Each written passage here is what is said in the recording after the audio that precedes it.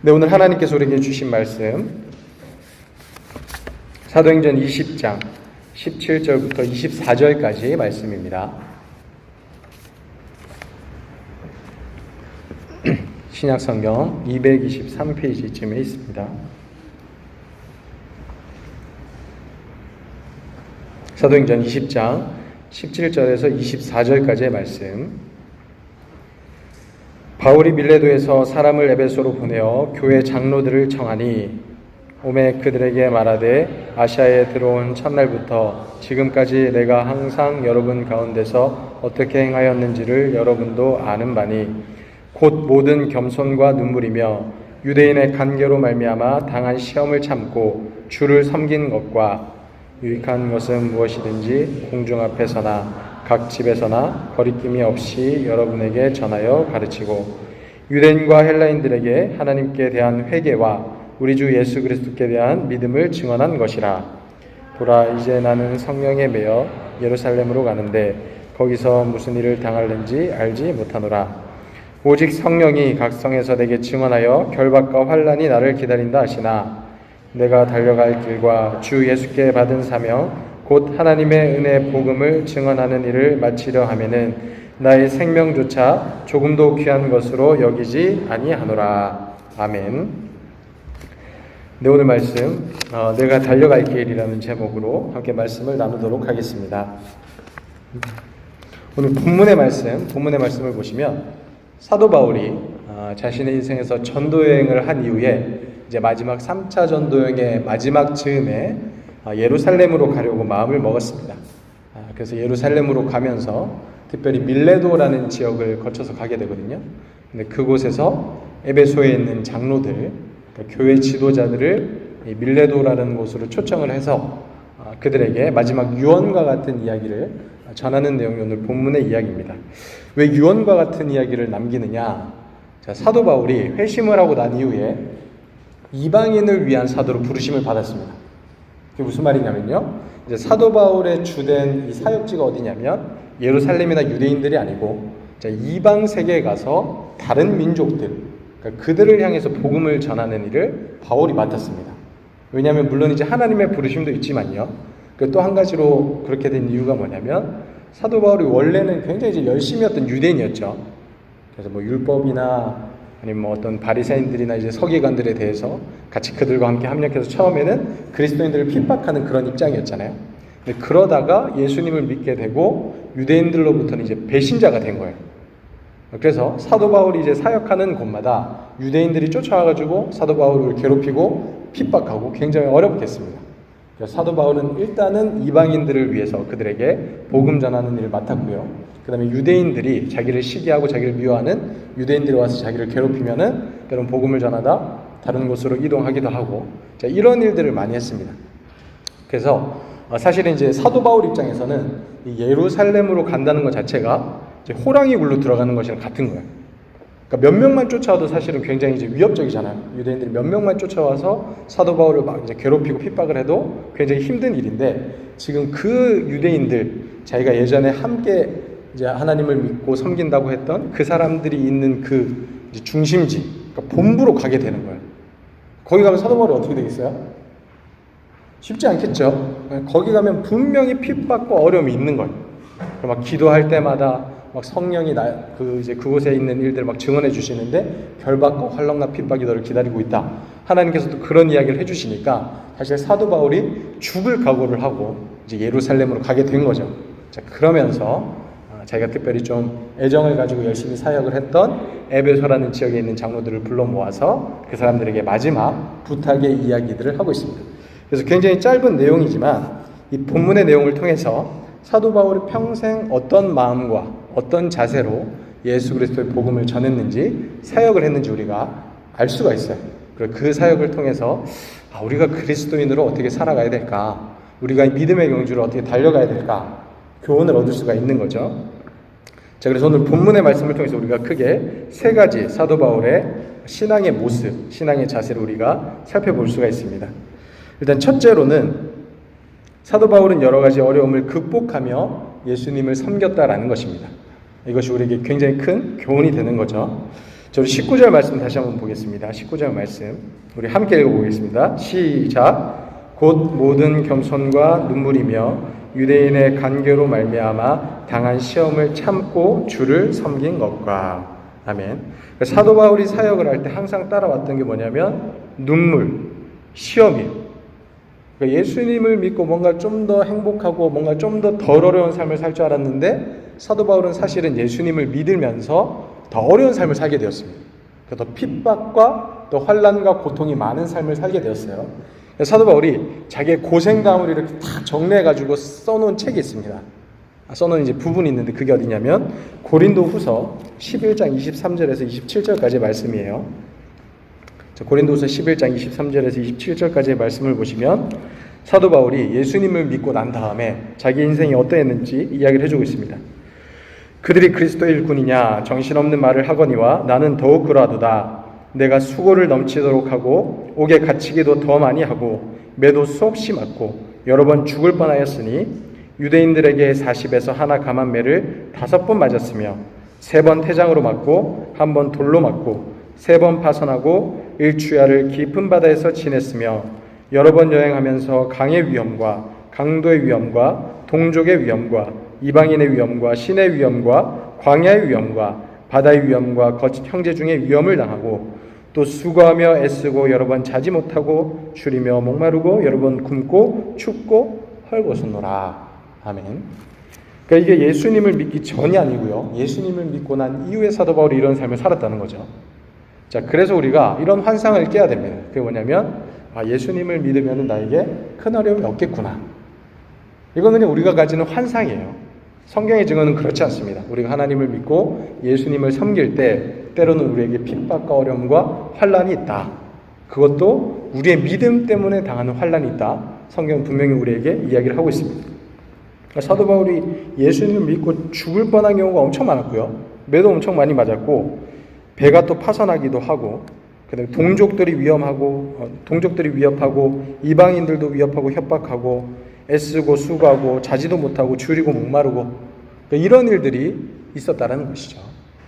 그런데 지금 우리에게도 사실은 뭐 약간 좀 다르긴 하지만 예수님을 믿을 때 우리에게 오는 약간의 핍박과 어려움들이 분명히 있습니다. 만약 그런 게 전혀 없다 그러면은 여러분들이 신앙을 한번 점검해 보시기 바랍니다. 어떤 것들이 있을까요? 사도 바울이 그 옛날 겪었던 예수님을 믿었기 때문에 겪었던 여러 가지 어려움들 우리로 치자면 어떤 것들이 있을까요? 자, 먼저 우리가 좀 어릴 때 좀 생각을 해봅시다. 자, 우리 아이들 중에 요즘 학교를 가면 한 반에 한 몇 명 정도 되나요? 한 30명 되나요? 초등학교나 이런데 뭐 학교마다 좀 다르긴 하겠지만 자, 근데 그 한 반에 있는 애들 중에 교회 다니는 애들이 한 몇 명 정도 될까요? 몇 명 정도 되게요? 잘 모르겠죠? 그러니까 뭐 다 그런 건 아닌데 제가 아는 이제 집사님의 이야기를 들어보니까 그 아이가 이제 초등학교를 갔는데 한 반에 한두 명 정도 있답니다. 요즘에 한두 명 정도 있는데 뭐 절대적인 건 아니에요. 반마다 좀 다르겠죠? 근데 그러다 보니까 이제 초등학교를 가서 얘가 식사를 하기 전에 기도를 하는 거예요. 딱 기도를 하고 눈을 딱 뜨니까 옆에 있는 친구들이 빤히 쳐다보고 있는 거예요. 그러니까 이제 애들은 얘가 뭐 하나 이러고 쳐다보고 있는 거죠. 그래서 묻는 거예요. 너 뭐 한 거야? 그러니까 얘가 이제 나 하나님한테 기도를 했어. 이제 이렇게 이제 하는 거죠. 근데 얘가 그러니까 자기만 이렇게 기도하고 이제 몇 명 안 되고 다른 애들이 기도할 때마다 막 이제 쳐다보고 물어보고 이러니까 그게 이제 막 마음에 부담이 되는 거예요. 그래서 막 이제 기도를 하는 게 약간 꺼려지기도 하고 약간 이런 거죠. 그러니까 이런 건 그래도 이제 뭐 그렇게 큰 일은 아닙니다. 그죠? 그럴 수도 있는데 나중에 뭐 옆에 있는 뭐 개구장이 친구들이나 이런 애들이 있으면 어떻게 하죠? 막 기도하고 있을 때 식판을 딱 놔두고 딱 기도하고 있으면은 옆에 있는 개구장이 애들이 뭐 음식을 막 뺏어 먹는 거예요. 그죠? 여러분들 그런 경험이 없군요. 네. 그 옆에 있는 애들이 맛있는 음식을 기도하고 있는 순간에 이렇게 딱 뺏어 먹는 경우도 있는 거예요. 그럼 엄청난 시험에 드는 거예요. 내가 먹으려고 남겨둔 건데 내가 맛있는 건데 이거. 기도하는 순간에 얘네들이 이제 가져가고 이제 뺏어 먹는 거죠. 그러니까 제가 아는 어떤 분은 이제 성인인데 직장에서 이제 일을 하는 거예요. 직장에서 일을 하다가 이제 동료들이랑 같이 있어서 이제 식사 전에 이렇게 딱 기도를 했어요. 딱 기도를 했는데 딱 눈을 딱 뜨고 보니까 자기 식판이 없어진 거예요. 물론 장난입니다. 장난으로 이제 이렇게 기도할 때 잠깐 빼놨다가 기도 끝난 다음에 막 찾고 있으면은 다시 이렇게 주기도 하는데 사실 이게 한두 번이면 괜찮아요. 장난이지 뭐 한두 번이고 막 쳐다보고 이런 것들이 한두 번이면 상관이 없는데, 이게 이제 계속해서 반복이 되면은 마음이 불편한 거예요. 마음이 어렵죠, 그죠? 그러니까 내가 예수님을 믿는 신앙 때문에 당연하게 생각하는 이것 때문에 이 사람들이 나를 놀리기도 하고 나를 괴롭히기도 하고, 그러니까 이런 것들이 나중에 가면 점점 부담이 되는 경우도 있다라는 것이죠. 근데 뭐 이런 거는 사실은 다 애교로 봐줄 수가 있습니다. 그런데 어떤 일이 또 있냐면요, 2008년에 나온 다큐멘터리 영화 중에 추방이라는 게 있습니다. 우리나라 것은 아니고요, 이제 외국에서 만들어진 다큐멘터리 영화인데 우리나라 말로 번역도 됐어요. 근데 여기서 나오는 이 주인공, 이 영화를 만든 사람이 어떤 거를 파헤쳤냐면, 과학계에 있는 폐단들, 잘못된 것들, 그 다음에 자유를 억압하는 문제들에 대해서 이 사람이 고발을 한 거예요. 그러니까 그게 뭐냐면, 지금 이제 대다수의 어떤 과학계는 진화론적인 생각을 가지고 그들이 학문을 진행을 하고 있습니다. 그래서 대부분의 사람들이 그 신의 존재를 믿지 않아요. 그러니까 무신론적인 사고를 가지고 과학을 계속해서 발전을 시키고 있거든요. 근데 우리가 조그만 공부를 해보면 알겠지만 사실 과학은 신이 있다 없다에 대해서 이야기를 해주지 않아요. 왜냐하면 과학은 그 영역을 다루지 않거든요.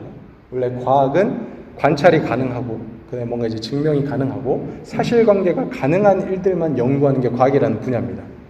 근데 사실 신의 존재는 눈으로 볼 수 있는 게 아니잖아요. 뭔가 증명할 수 있는 부분이 아니에요. 그래서 이 신의 존재에 대한 부분은 철학이나 아니면 신학이라는 영역에서 다루는 거예요. 그래서 원래 과학자들은 신의 존재에 대해서 이야기를 할 때 알 수 없다라고 이야기하는 게 사실은 가장 이제 솔직한 대답입니다. 근데 보면은 대부분의 이제 과학자들 중에 어떤 생각을 가지고 있냐면, 과학이라는 이름으로 무신론적인 신앙을 가지고 있는 사람들이 있어요. 근데 그 사람들이 마치 신이 있다라고 이야기를 하면 비과학적인 것처럼 이제 이야기를 하는 거예요. 원래 그건 과학으로 다루는 내용이 아닌데. 그래서 이 주인공 이 사람이, 이 영화를 제작한 이 사람이 신의 존재를 믿지 않는 사람이거든요. 그 이제 회의주의자고 계속해서 사람들에게 질문을 던진 사람인데, 이제 이래저래 막 연구를 하고 이제 사람들을 찾아가서 이렇게 막 질문을 하다 보니까 뭐를 발견했냐면, 이 과학자들이 자유를 억압하는 걸 봤어요. 그러니까 자기랑 다르게 생각하는 사람들, 예를 들면 신이 있다고 믿고 과학을 하는 사람들이 있고 신이 없다고 믿고 과학을 하는 사람들이 있거든요. 근데 이미 대세가 신이 없다고 믿는 사람들이 과학을 많이 하고 많이 발전을 하니까 이 사람들은 신이 있다고 믿고 과학을 하는 사람들을 배척하는 거예요. 그래서 만약에 어떤 사람이 우리가 뭐 생명의 기원이나 세상의 기원에 대해서 잘 알 수 없다. 근데 만약에 어떤 지적인 설계자, 뭐 신을 이야기하는 거죠. 지적인 설계자가 뭔가 이 모든 것들을 디자인해서 만들었을 가능성이 있다. 이런 식으로 이야기하면 그 사람은 어떻게 될까요? 만약에 대학의 교수가 이런 식으로 이야기를 했어요. 그럼 그 사람 바로 다음 주에 자리가 없어져. 그러니까 그런 식의 일들이 있는 거예요. 그러니까 이미 이 세상, 과학이라는 그 영역 안에서는 사람들이 무신론적인 신앙을 가지고 자기들의 어떤 그 지식을 확장하고 자기들의 어떤 그 세력을 견고히 하다 보니까 예수님을 믿고 신앙을 가진 사람들을 공격하고 그들을 핍박하고 어렵게 한다는 거죠. 그러니까 이거는 굉장히 큰 문제죠. 왜냐하면 그런 사람들은 그런 이야기를 했을 때 만약에 이제 뭐 학교에서 쫓겨난다든지 자기 믿음을 고백했을 때 자기들이 먹고 살 자리를 잃어버리게 되기 때문에 사실 이런 부분들은 굉장히 큰 문제라고 할 수가 있습니다. 자, 예전에는 뭐 기독교가 좀 흥황하고 옛날 뭐 미국이나 유럽이나 이런 데서 이제 기독교가 굉장히 문화를 꽃피우고 이제 복음이 많이 전파됐을 때, 지금보다 훨씬 더 그리스도인들이 많았을 때, 그때는 예수님을 믿지 않는 사람들이 차별받는 경우가 있었어요. 믿음을 막 강요당하고 차별당하는 경우가 있었습니다. 근데 지금 보면은 좀 바뀐 것 같아요. 그죠? 예수님을 믿는 사람, 신앙을 가진 사람들이 점점 적어지다 보니까 오히려 예수님을 믿는 것 때문에 차별을 당하는 경우가 있는 거예요. 그러니까 지금 이 과학자들처럼 뭐 신이 있다고 이야기를 하면은 그 사람 배척해버리고, 자기들의 이 바운더리 안에서 쫓아내버리고 먹고 살지 못하도록 만들어버리고, 그러니까 이런 역차별적인 일들이 있는 세상에서 우리는 살고 있다는 것이죠. 그러니까 지금 우리나라에서 우리가 살고 있는 영역에서는 안 그럴 수도 있어요. 우리가 뭐 예수님을 믿는 게 크게 어려움이 없을 수도 있습니다. 근데 분명한 것은 이 세상 가운데 그렇게 지금도 예수님을 믿기 때문에 배척을 당하고 어려움을 겪는 사람들이 있다는 거예요. 그리고 우리가 잘 아는 대로 종교적인 문제 때문에 굉장히 어려움을 겪는 나라들도 있죠. 예를 들면 뭐 무슬림이나 이슬람 지역이나 이런 데 가서 예수님을 믿는다 그러면은 집에서 쫓겨나요. 때로는 죽을 수도 있어요. 사람들한테 미움을 받아가지고 죽임을 당할 수도 있습니다. 그러니까 그런 식의 어떤 믿음을 지배하는 세상도 우리가 살고 있는 이 세상 가운데 있다라는 것이죠. 자, 중요한 것은 그 옛날 바울이 살았던 시대도 그런 어려움들이 있었고요. 바울은 그런 어려움들에 대해서 굴복하지 않고 이 어려움을 극복하며 예수님을 섬겼다라는 거예요. 그래서 우리 개개인의 삶에서도 여러 가지 어려움들이 있겠죠. 사람마다 차이는 있겠지만 예수님을 믿음으로 말미암아 사람들이 나를 좀 싫어하는 것 같고 나를 좀 왕따시키는 것 같고 내가 뭔가 저 사람들과 어울리지 않기 때문에 내가 뭔가 인간관계가 막 안 좋은 것 같고 그러니까 이런 여러 가지 피해와 손해들을 본다고 느껴지더라도 우리는 이런 어려움에 굴복하지 않고 극복하며 예수님을 섬기는 자세 이것이 우리에게 반드시 필요하다는 것이죠. 이것이 사도 바울이 우리에게 보여준 좋은 신앙의 모범 중에 하나라고 할 수가 있습니다. 자, 두 번째 사도 바울이 또 어떤 신앙의 모범을 우리에게 보여주고 있는가? 유익한 것을 가르치기 위해서 최선을 다하는 아름다운 모습을 우리에게 보여주고 있습니다. 자, 오늘 본문 말씀 20절 말씀 다시 한번 보겠습니다. 20절 같이 읽어보겠습니다. 시작. 유익한 것은 무엇이든지 공중 앞에서나 각 집에서나 거리낌이 없이 여러분에게 전하여 가르치고. 아멘. 사도 바울이 주로 했던 일은 뭐냐면 유익한 것. 그러니까 자기가 좋아하고 다른 사람들이 좋아하는 것이 아니고 우리에게 유익한 것을 사람들에게 전파하고 가르쳤다라는 것이에요. 자, 우리 인류에게 가장 유익한 것이 무엇일까요? 우리 인간들에게 가장 유익하고 가장 이익이 되고 가장 좋은 것 바로 살아계신 하나님의 말씀입니다. 말씀. 자, 그래서 사도 바울이 자기 믿음의 아들과 같은 디모데에게 이렇게 이야기를 합니다. 디모데후서 4장 1절에서 4절까지의 말씀. 하나님 앞과 살아있는 자와 죽은 자를 심판하실 그리스도 예수 앞에서 그가 나타나실 것과 그의 나라를 두고 엄히 명하노니 너는 말씀을 전파하라. 때를 얻든지 못 얻든지 항상 힘쓰라. 범사에 오래 참음과 가르침으로 경책하며 경계하며 권하라. 때가 이르리니 사람이 바른 교훈을 받지 아니하며 귀가 가려워서 자기의 사욕을 따를 스승을 많이 두고 또 그 귀를 진리에서 돌이켜 허탄한 이야기를 따르리라. 아멘.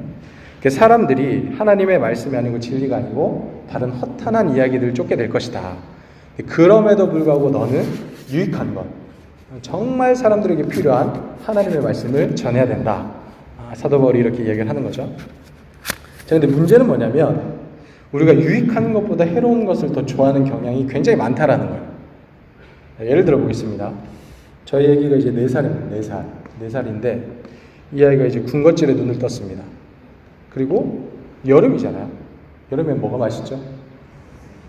에? 네, 아이스크림 맛있죠. 우리 아이가 이제 아이스크림에 눈을 떴습니다. 그래서 때로는 아침에 일어나자마자 엄마 아이스크림 주세요 이러는 경우도 있어요. 요즘 보니까 최소한 하루에 1 아이스크림 이상을 먹는 것 같아요. 그러니까 최소한 하나, 많으면 뭐 2개, 3개 막 이래요. 근데 끊임없이 우리 아이가 보는 뭐 유튜브나 아니면은 뭐 이제 교육적인 그런 프로그램들을 보면은 그런 거 먹으면 안 돼. 막 2개, 3개 이렇게 먹으면 배 아프다. 막 이렇게 얘기를 해요. 그리고 엄마 아빠도 늘 이야기하죠. 야, 이런 거 먹으면 안 돼. 초콜릿 이런 거 많이 먹으면 안 되고 과자 이런 거 많이 먹으면 안 되고 아이스크림 이런 거 많이 먹으면 안 돼. 그러면 니 다 썩고 막 벌레 생기고 그러면 안 돼.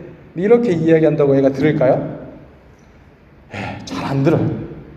그리고 항상 이제 배고플 때 찾잖아요. 근데 배고플 때가 보통 식사 시간 아닙니까? 그죠?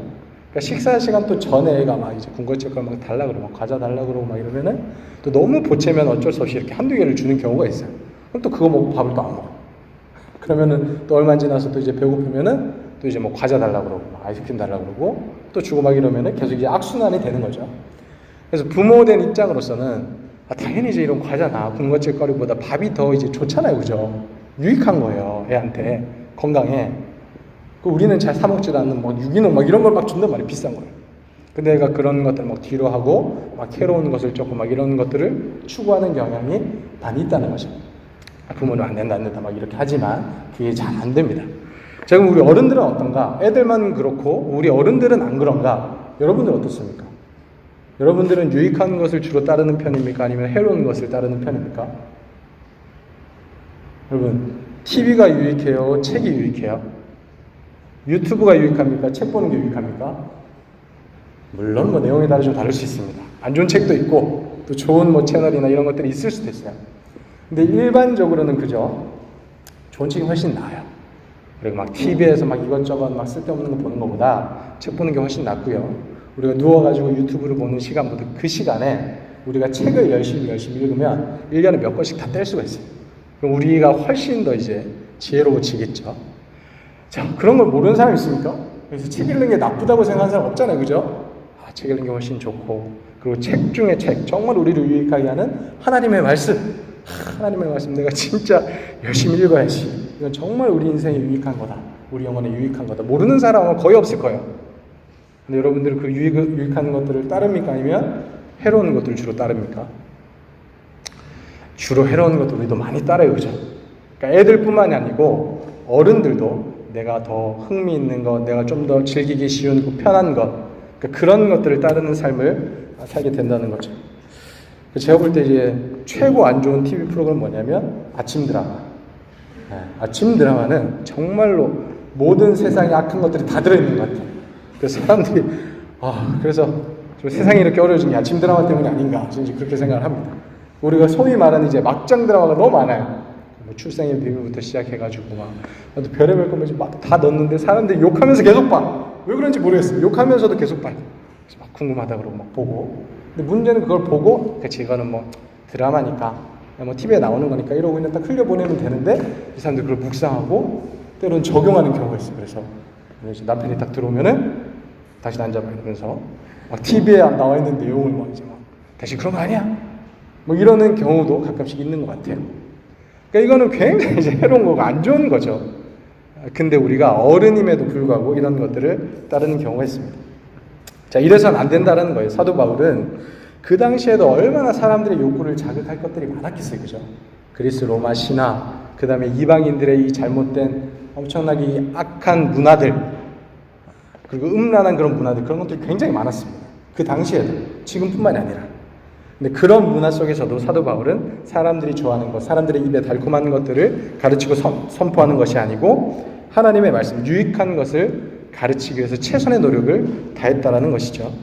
그래서 오늘 20절의 말씀처럼 유익한 것, 당연히 이제 하나님의 말씀이겠죠. 하나님의 말씀은 무엇이든지 공중 앞에서나 각 집에서나 거리낌 없이 여러분에게 전하고 가르쳤다. 사람들이 듣든지 안 듣든지 우리의 사명은 뭐냐? 하나님의 말씀을 전하고 가르치는 것. 그게 진짜 사람들에게 유익하고 사람들에게 생명을 주는 것이기 때문이죠. 그래서 이것이 바로 사도 바울에게 보여주는 좋은 믿음의 본이라고 할 수가 있습니다. 자, 그 다음에 세 번째 또 사도 바울은 어떤 모습으로 우리에게 본을 보여주는가? 회개와 믿음을 가르쳤다라는 것입니다. 자, 21절 말씀 함께 읽어보겠습니다. 시작. 유대인과 헬라인들에게 하나님께 대한 회개와 우리 주 예수 그리스도께 대한 믿음을 증언한 것이라. 아멘. 사도 바울이 유익한 것, 하나님의 말씀을 열심히 가르쳤을 뿐만이 아니라 제일 중요한 하나님께 대한 회개, 우리 주 예수 그리스도께 대한 믿음, 이것을 가장 중요하게 증언하며 다녔다는 것이죠. 사실 초대교회에서 가장 중요한 메시지 중에 하나가 너희들은 회개라, 천국이 가까이 왔다, 그리고 복음을 믿어라, 예수님을 믿어라. 너희들 예수 믿고 구원받아라 이게 아니고요, 회개해라, 그리고 복음을 믿어라. 사실 이게 가장 중요한 메시지였다고 할 수가 있습니다.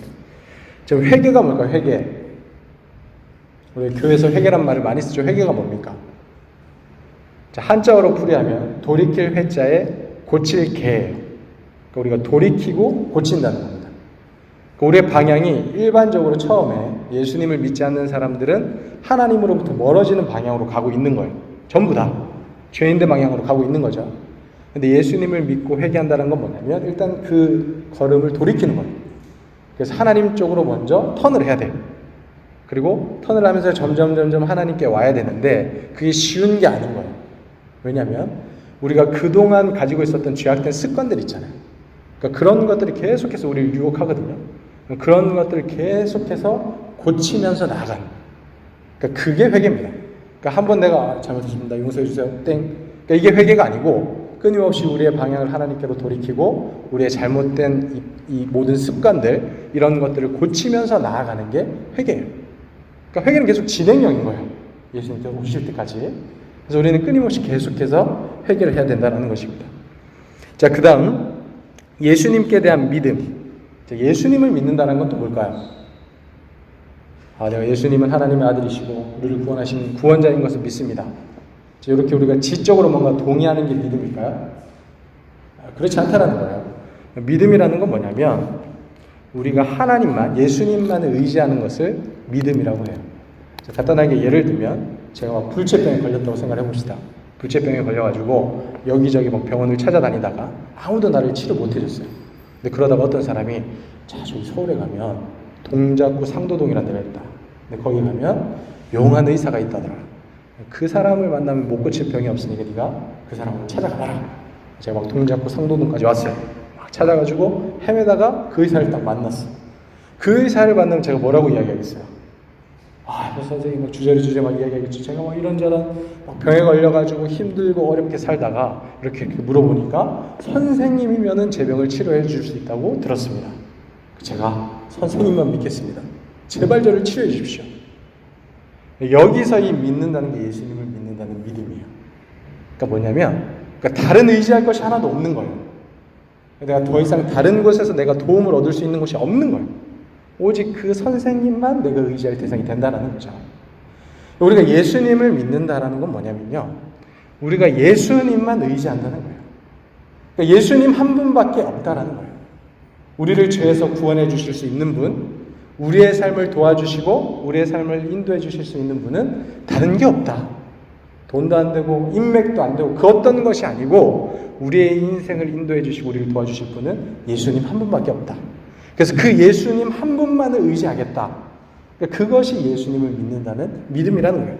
그래서 사도 바울이 증언한 하나님께 대한 이 회개, 그리고 예수 그리스도에 대한 믿음이라는 건 뭐냐면 우리가 회개를 해서 하나님을 향해서 다시 가잖아요. 우리의 막 행동을 막 고치려고 해요. 우리의 죄악된 모습들을 막 벗어나려고 해요. 근데 그게 내 뜻대로 됩니까? 내 뜻대로 잘 안 돼요. 계속 넘어지고 쓰러지는 거예요. 그래서 우리가 예수님만을 믿고 의지하면서 다시 우리가 새로워지고 하나님 앞에서 변화되기를 원하면서 살아가는 것이 우리가 회개하고 예수님을 믿는 믿음이라는 것이죠. 그래서 초대교회 때는 항상 이 메시지를 전했습니다. 너희들은 회개하고 예수님을 믿어라. 지금 그대로 살면 하나님의 진노와 심판이 여러분들 앞에 있다. 그러니까 빨리 회개하고 여러분들의 걸음을 돌이키고 여러분들의 삶을 고쳐나가야 된다. 근데 여러분들의 힘으로는 불가능하니까 예수님만을 전적으로 믿고 의지해야 된다. 이렇게 전한 메시지가 초대교회 메시지였고 사도 바울이 우리에게 보여주는 중요한 메시지라고 할 수가 있습니다. 우리가 이 사실을 바르게 알고 세상에 전해야 합니다. 이 메시지를 전하는 것이 바로 사도 바울이 우리에게 보여준 신앙의 좋은 모범이라고 할 수가 있습니다. 자, 오늘의 말씀을 정리하도록 하겠습니다. 사도 바울은 크게 세 가지로 우리에게 믿음의 신앙의 본을 보여주고 있습니다. 첫 번째, 어려움을 극복하는 신앙의 모습을 보여줍니다. 우리가 믿음을 가지고 살아갈 때 어려움이 있다. 그러나 그것에 굴복하지 말고 우리는 극복해야 된다. 이런 신앙의 본을 보여줬고요. 두 번째는 우리가 좋아하는 것, 우리가 원하는 것이 아니라 유익한 것을 가르치는 신앙의 모습을 보여주었습니다. 세 번째로 사람들로 하여금 회개하고 예수님을 믿도록 메시지를 전하는, 다른 사람들이 뭐라고 해도 하나님께 대한 회개, 예수님께 대한 믿음을 선포하는 모습을 우리에게 보여줬습니다. 우리가 이 사도 바울의 믿음의 모습을 받아들이고 또한 본을 받아서 그대로 실천할 때 우리가 신앙의 경주를 제대로 달려갈 수가 있는 거예요. 또 그렇게 달려가는 것이 하나님께서 우리에게 원하시는 믿음의 모습이라고 할 수가 있습니다.